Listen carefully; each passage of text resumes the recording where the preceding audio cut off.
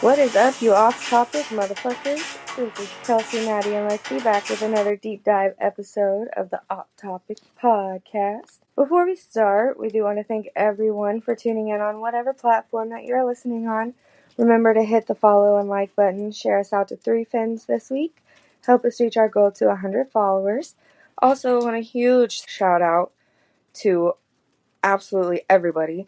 The Off Topic podcast has now reached not only the US, but the UK, Netherlands, Cyprus, Russia, France, Germany, India, and freaking Ireland, dude. Thank you, everyone. Continue to share us out. We love and appreciate all of you.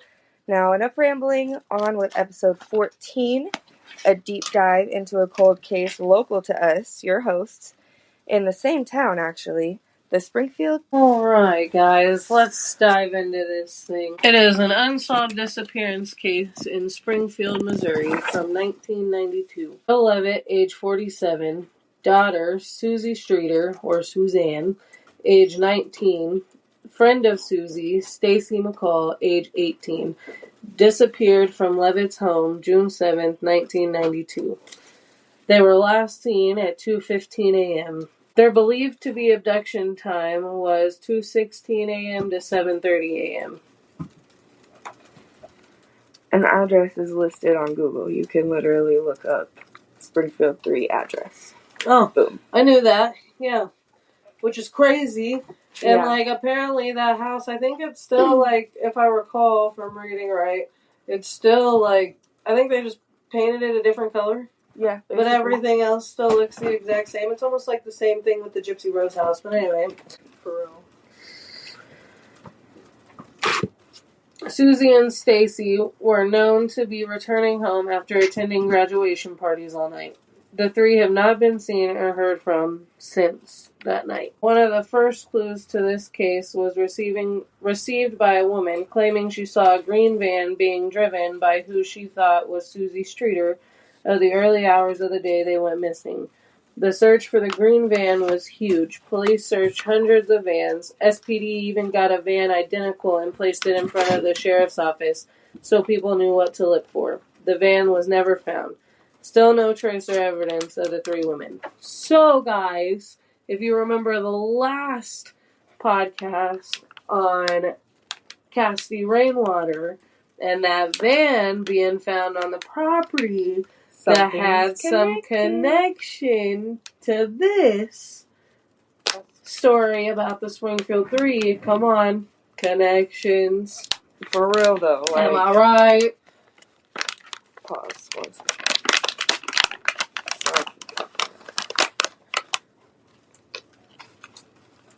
Now this van on the property was rumored to be connected. It was not fully green, but was green and white.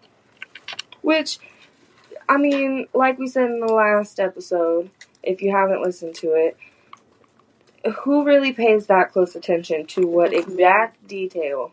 Right, if it's mainly green, that is all you're going to remember. Lexi's got a point with that one. You're not going to remember if there's a white stripe. Right. Or if there was any chrome, you're just going to remember the green because you didn't know you were supposed to. And for the people that said, well, I would notice, okay, that's fair, but for the people who just think it's a random car driving by, not knowing that you need to know what's going on with it. And not knowing that would be the last time you would see Stacy if that's who you supposedly saw. Or not Stacy. It was... It was all of them in the van. Yeah, but she saw Cheryl, right? Driving it? Yeah. But, anywho.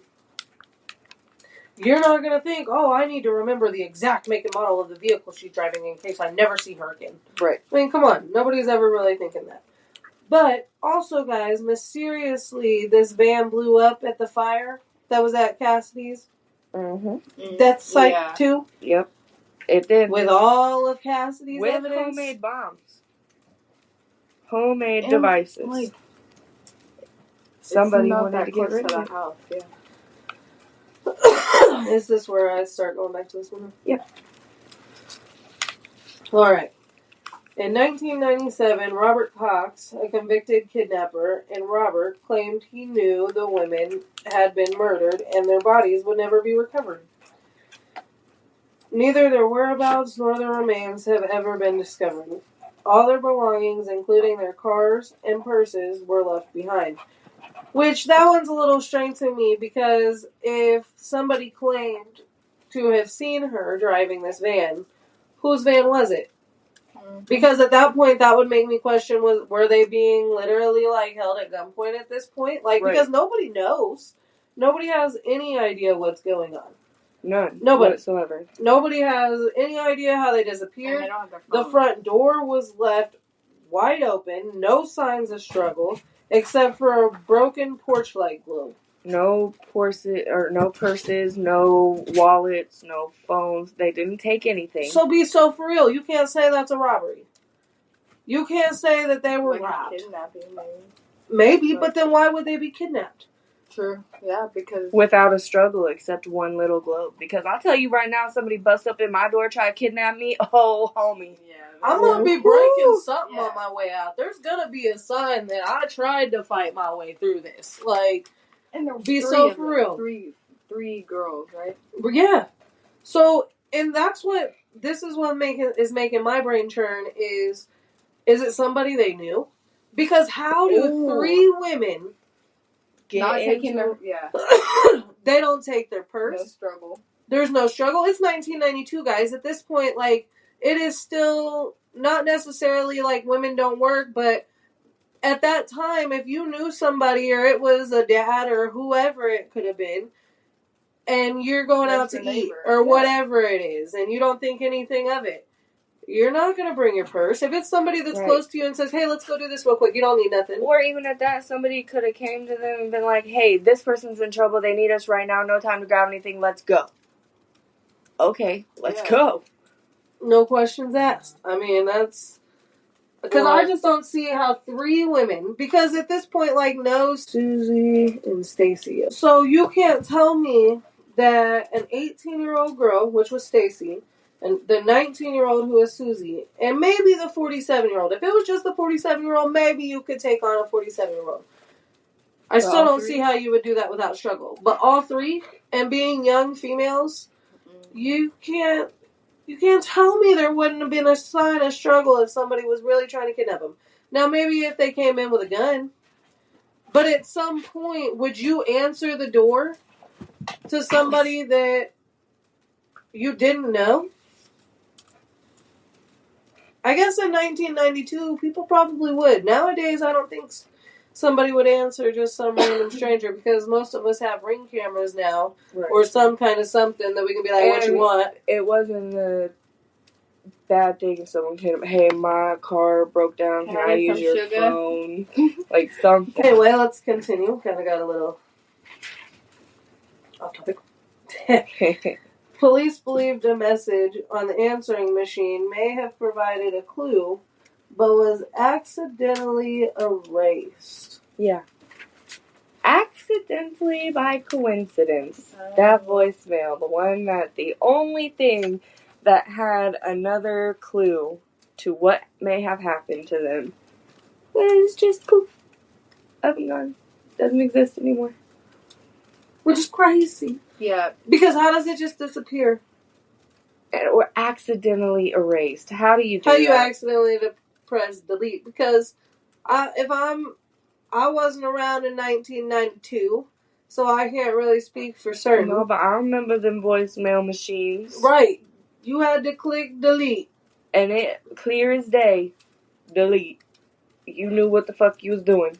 For sure. The case has been subjected to a number of investigation and theories, including but not limited to a composite drawing. Investigators released a composite drawing of a suspect, which led to a transient man being considered a top suspect. However, he was never seen in the area again, and his existence may have been questionable. Okay, but if he was never seen in the area again, why wouldn't you still look? Why wouldn't you post it maybe a little more, I don't know, publicly? Right. Exactly. I mean, even in 1990, I guess, guys, we got to think about 1992. How far could they really... Right, there wasn't Facebook. There wasn't even Google. I don't Dial up. That's how, I don't think Google came around until, 96 or something like that. So, I mean, but they could have posted it around, in the posters, and how there's still some around town that if you really look at them, the Springfield 3 is still on there. So, they could have posted it around more towns, or even went out a little further, and then had those towns go out a little further. And there was a faxing machine. I know there was a faxing machine. Fax that thing out, boy. I mean, that's fair, though. That's fair. So. Robert Craig Cox, a former Army Ranger and death row inmate who was questioned by police in 1992 and 1996. Cox told reporters that he knew the women were dead, but did not give further details. And again, this is in investigations and theories that they had. So nothing really happened with them. So it's just what they thought could have. It could have been. It could have not been. A couple things that could make it that. Yeah. But they couldn't legally tell everybody. Right, because it's still, to this day, an open cold case. Right now. Cheryl Streeter. Detectives shifted to her in hopes her background might provide a clue. That's a cousin. Oh. You probably should have specified that thing, because I didn't know that. I thought I did. But, yeah, so the Cheryl Streeter that she's talking about right now was a cousin of Susie. Yeah, of Susie Streeter. And Cheryl Livett's cousin. So what does Cheryl have to do with having 10 pennies? I mean, honest to God. The only thing what does that have to do with the price of tea in China? The only thing that I saw is she may or may not, this is all alleged, she may or may not have had a background in dancing, professional dancing,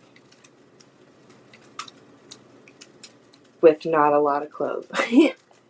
If I need to specify any more, then I don't know what else to say. No, I got you. But yeah, and that was the only background that they had on her, and that was the only reason that. But what is, again, what does her... But that doesn't say that much about her. It is a little bit, but... Being an S worker... Right.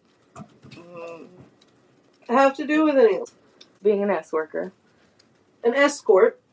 Okay. We can say escort, right? I think so. Okay. So what does her having to be an escort have to do with anything? And for the people that don't know what escort means, just go ahead and Google it, because we don't want to get in trouble here. But, so,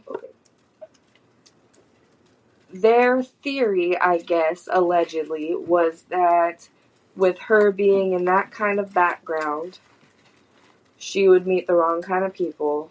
And fall in with the wrong kind of crowd. And somehow, some way, get the 3 women Were they involved. even close?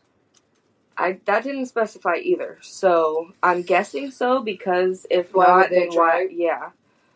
But... Well, maybe why would Cassidy's stuff mysteriously blow up? Right. With Hobade. With other evidence to other cold cases. People getting threatened for trying to find the truth. I mean, come on. 2 + 2 = 4, right, guys? For real. Oh my God, Selena. Robert Craig, back to him. He was convicted in 1988, released from death row in 1990. Orange County jury convicted Cox, a one-time Army Ranger, of the 1978 beating death of Sharon Zellers, age 19, Walt Disney World clerk. Case was weak. Craig was not charged until 8 years after the murder. Cox and his family were staying at a hotel in Orlando where the victim's body was murdered. And I put a little more about Cox because there was a lot to get into about him. So I kind of went more into a deep dive of that investigation that they were thinking could have been it. Just because there was more than the other ones that I even looked up, so. Cox had a cut on his tongue. They found hair and blood samples near the victim that were compatible with his. Cox testified he had bit through his tongue during a fight. Hold on now. Hold on. And this is... Let me get this straight. When did this happen? My memory fucking sucks. I know I just read it, but... Was that this last Can't help it. Yes. He was convicted in 1988, but he wasn't charged until 8 years after the murder. So this would have happened in 1980. But if he didn't get charged until 1988, then that means that his court date was probably somewhere around then. And you're telling me that samples of hair and blood that were found near the victim and were compatible with Cox's, but you're telling me that wasn't enough? You're telling me that was not enough evidence. In 80 to convict him. 8 years when there was no other evidence. What? On it being anybody else. Right? Like, what? Yeah. What you mean, Jelly Bean? Like, you cannot tell me that is not evidence enough. You can't. Right. Because people have been charged for less, guys. Less. It is DNA no matter what. If you don't have the murder weapon, you don't have the motive, you don't have whatever the hell The you next need. one you need to deep dive into is the TV show When They See Us. Central Park 5. That's right. Okay. So, tell me how, on the When They See Us, which if you haven't watched it, you need to go watch it. It'll open your fucking eyes. It's so sad. But the Central Park 5, with that case, what those little boys went through, they had less evidence. They forced these boys into a confession. Yeah, 1989. So, that was in 1989. Around the same time that this stuff was happening. No. Guys, come on.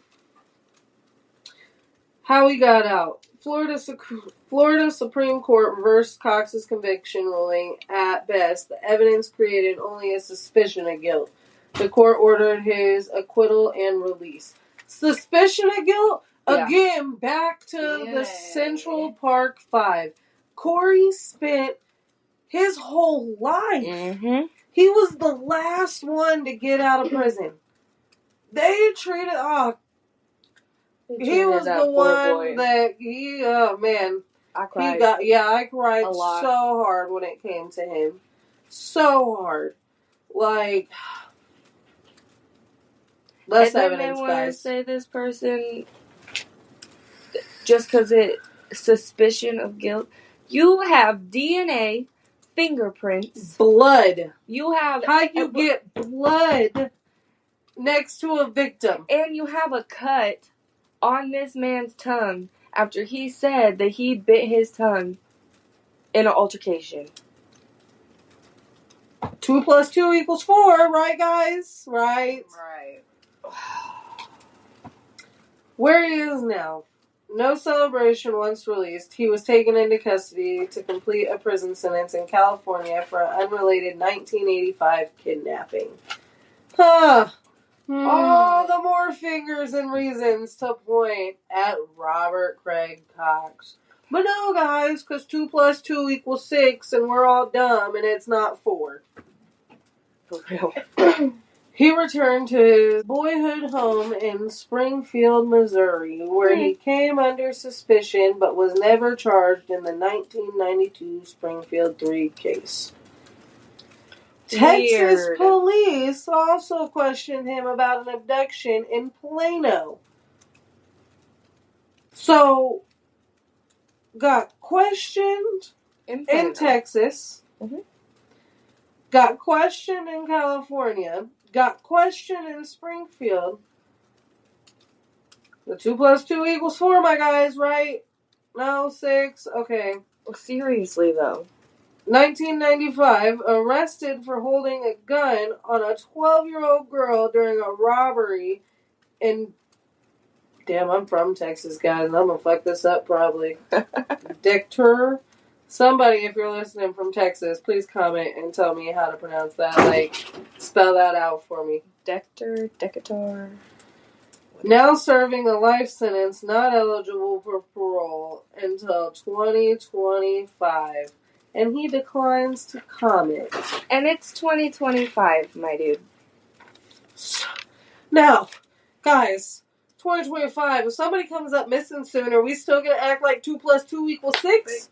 Or is somebody going to figure out that he's connected to all of this? Because it's not too late. And these girls deserve justice because what the fuck happened to them? 3 women do not just go poof. Out of nowhere. Without their belongings.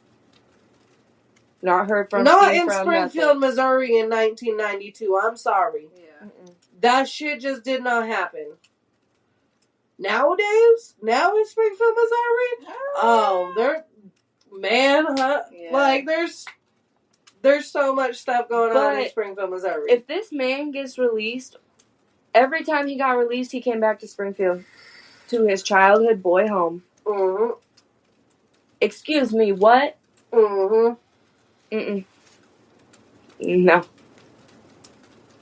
Did they know him? Was there any relations that they, knew each other of any sort? There was no links but alleged rumors that they knew of people that knew of him.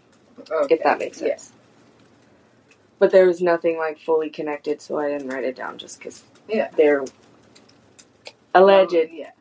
Alleged.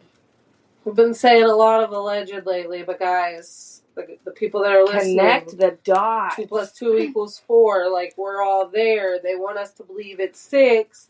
Look in between those lines. So, from springfieldmo.gov, it says, all property was left behind. Purses, money, cell phones, clothing, cars, keys, cigarettes, and family dog. Now, first of all, for the dog lovers up in here, I would not leave my baby without a fight. Nope.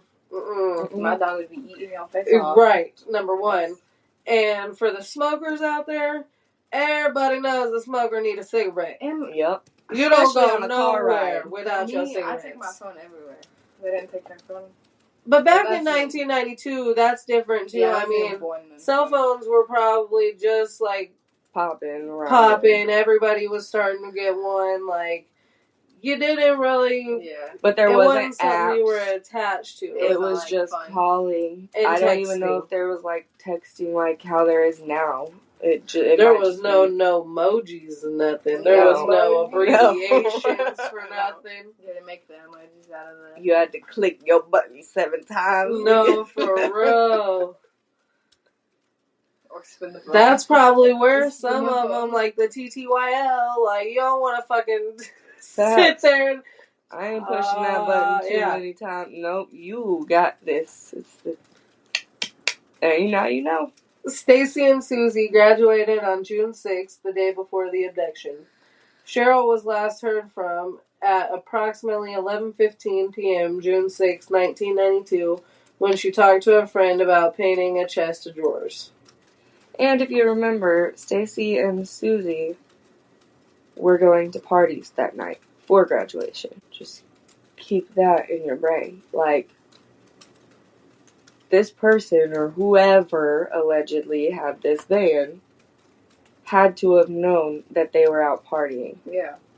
No, to for be real, going that's a good to point. their house at 2 or between 2:30 and 7 a.m. That's a good point. But that's also a huge timeline. I mean, and how can police... I mean, I guess the reason that you can determine it is because there was an eyewitness that saw her at... This time driving. Yeah. This time driving, and then I'm sure the people they were partying with, they talked to, that have an account of when the last time they at least saw them was. But at the same time, if you have that big of a time frame, what are you really gonna do? And also, that's 3 days in kidnapping time. They could have been gone. Mm-hmm. You're out of Missouri in 2 hours. I swear though, in Oklahoma. And then on to the other way to Kansas. What, it's like 5 hours? Yeah, maybe 6 not hours? even. I mean, maybe 4. It didn't take And if us very you're long. speeding, then...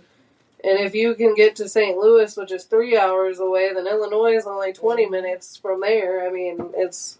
Right. And it appeared her bed had been slept in when friend and police arrived to check the residence. So... Which is Cheryl's bed. Right. And I don't know, as a parent myself with a 17-year-old, if my 17-year-old is out partying, or even my 18, 19-year-old, especially for graduation, that's like one of the nights that every bad thing fucking happens. Like, yeah. Well, I'm going to be awake. But I'm going to be awake. That's true. I'm not going to be sleeping in bed. I'm going to be waiting till Right. And so that's why that big time frame is kind of confusing to me, because if her bed appeared to be slept in and they were heading home, we really need to figure out what time. I mean, but this is also in the 1990s. So parents... They were a little more lenient back then. Nothing bad was really... even back in the 2000s when we were little kids, you could ride a bike all the way across down, or from the north side to the south side to the mall. And the girls were walking home from 2 to 2:15. So tell me how, if the time frame's from 2:30 to 7 a.m., if the mom, let's say the mom did wait up, because I even feel like in 1992, even though it's relaxed, like, the mom would wake up if she heard the door open. Right. To, like, mom instinct. I feel like she would wait, but I feel like she would wait, too. I mean, that was mom's even now. So I don't imagine that was changing. Mm-hmm. And if you didn't let your mom know where you were, you damn right, if when she hears that door open, even if she was dozed off, she's going to pop up and be like, where the hell you been? Why didn't you text me? Or why didn't you call? Or whatever. So I don't know. I find it hard to believe how the bed had been slept in. But with that, like... And then the person saw her in the car at a certain time, and I just... Is it a possibility she just didn't make her bed or something? Or, like... Or was maybe hanging out in her bed waiting for them. Okay. And then got up. Point. Because I don't make my bed every single morning. Right. Cheryl Levitt, the mother, date of birth, 11/1/44, 5'10", 47 then, would be 81 now. White female, brown eyes, short bleached blonde hair, naturally, 110 pounds, curly, longer on top and short in the back, thin build and freckles on her neck, upper chest area. Suzanne, better known as Susie Schrader, the daughter, date of birth, March 9th of 73, 5'2", 19 then, would be 52 now. White female, 102 pounds, brown eyes, shoulder-length bleach blonde hair, large teeth, no dental work. You have to cut that out, I'm sorry. Why'd you have me out? Roasted the bitch? Damn. It wasn't me. It was Springfield Mo.gov. I'll put this in there. Springfield Mo.gov is wrong for that. I'm keeping it. She has a 3.5-inch scar on the top of her right forearm and a small tremor on left corner of her mouth, visible when something is in her mouth. Tobias? Damn it, Bobby! God damn it, Bobby! If I can't bleep out some of him, no, you're I swear. I'm sorry, guys. The dog's freaking out. He's got his ball. Stacy McCall, the friend, date of birth, April 23rd of 74, 5'3", 18 then, would be 51 now, 120 pounds, blue eyes, dark blonde hair to the middle of her back, with sun-lightened ends, freckles on her face, and a dimple in the middle of her chin. With the assistance of the Federal Bureau of Investigation, FBI, Missouri State Highway Patrol, and numerous other law enforcement agencies, an extensive investigation into the lives of the missing women has been conducted with no positive leads concerning the reason for their disappearance nor their location. You stupid bitch.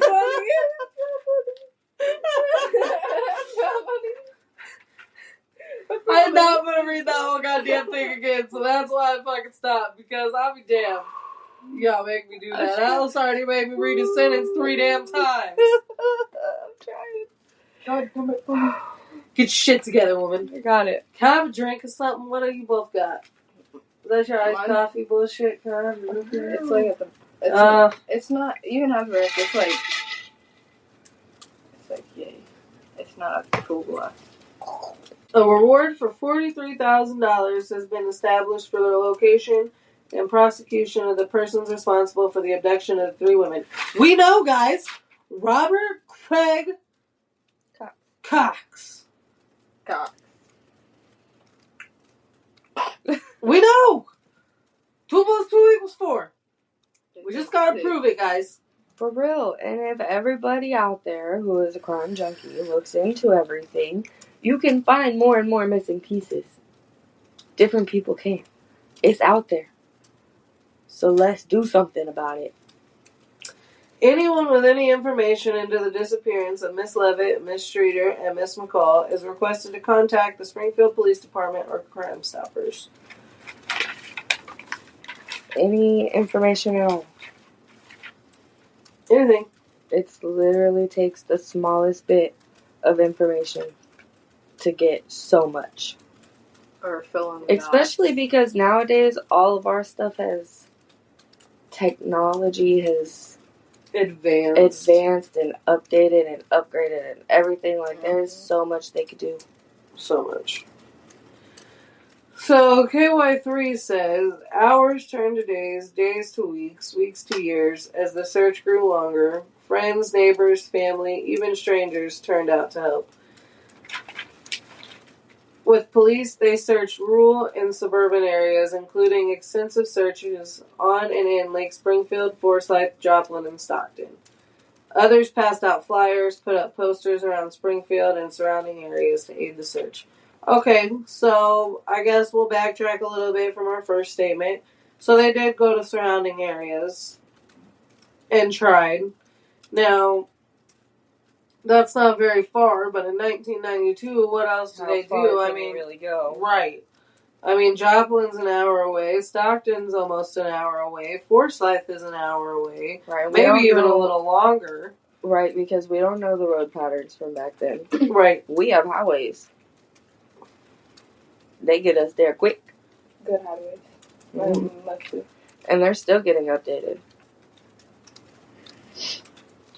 Images of the Springfield 3 missing ladies still hang frozen in time in a few old storefronts.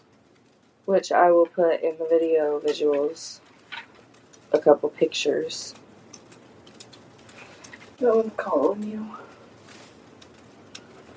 Your mom's calling. God damn it, baby. Hey, now will you give me like 5 minutes? Because we're literally finishing up recording an episode of Kelsey's podcast. Okay, love you.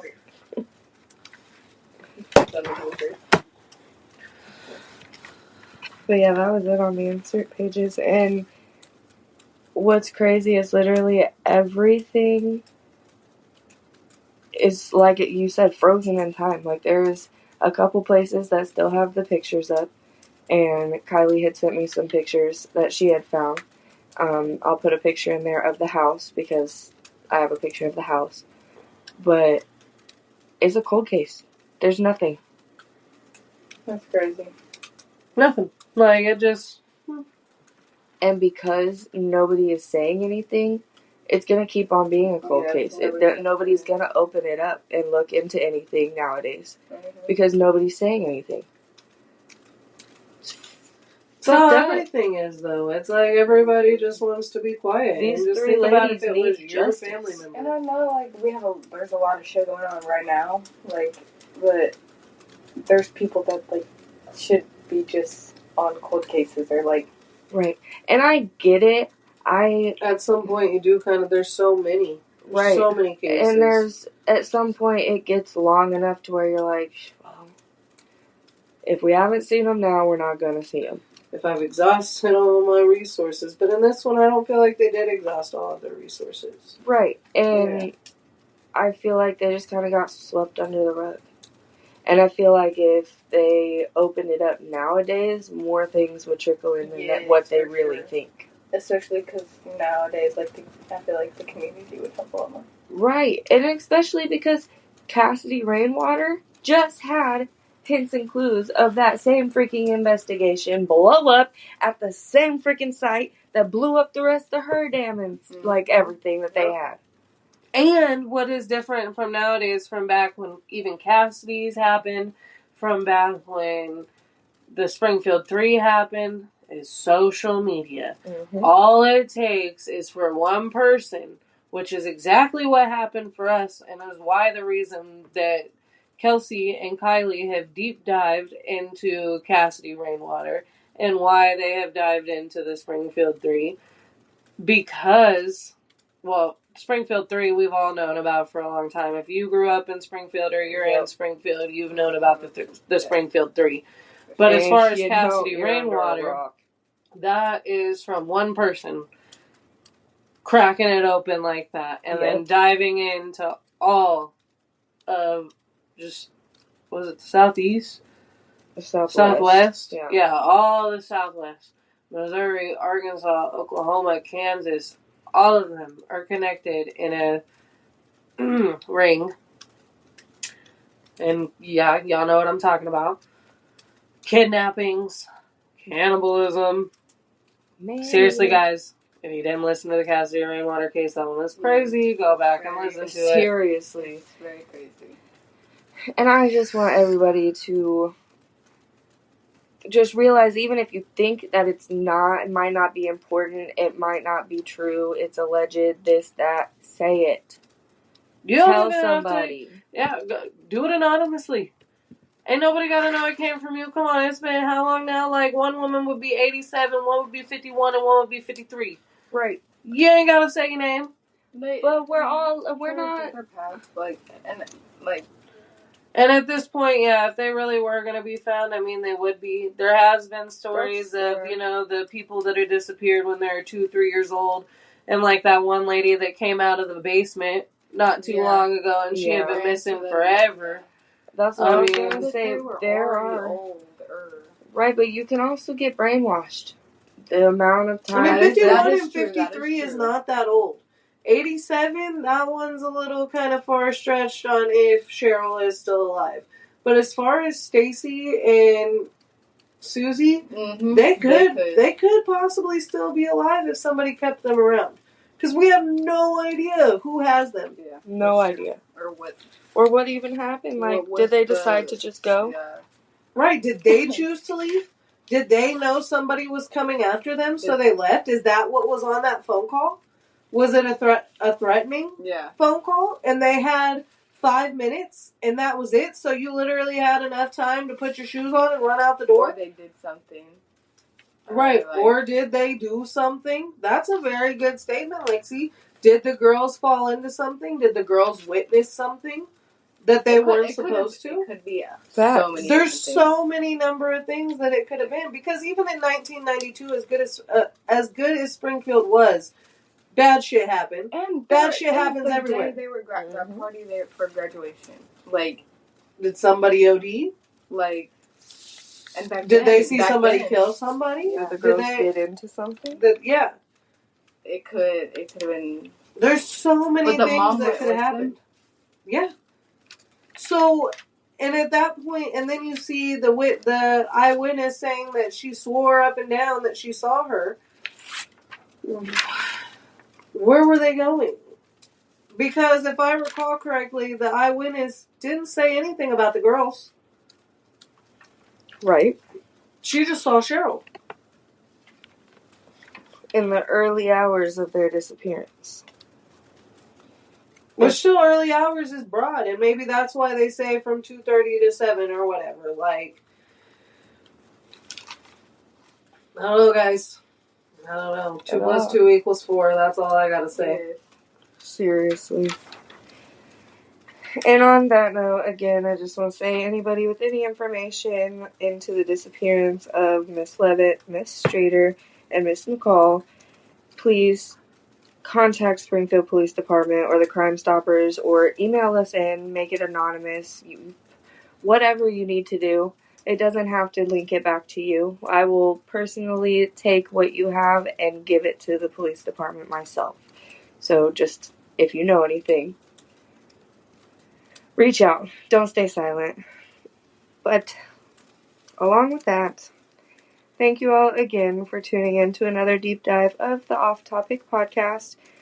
With our rebranding and our rename, the Off Topic Podcast, we finally have our new email up and running, so you can email us in, let us know what you think, send us in some true crime stories that you would like us to deep dive into, give us ideas, ask for advice, tell us a story, ask questions, you name it. The sky is the limit, and you can be featured on the podcast.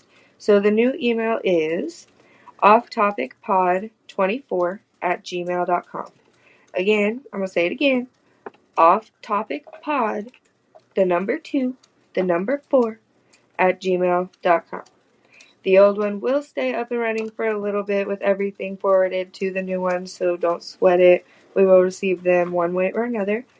But that is all that we have for this week. So we will catch you later. Bye. Bye!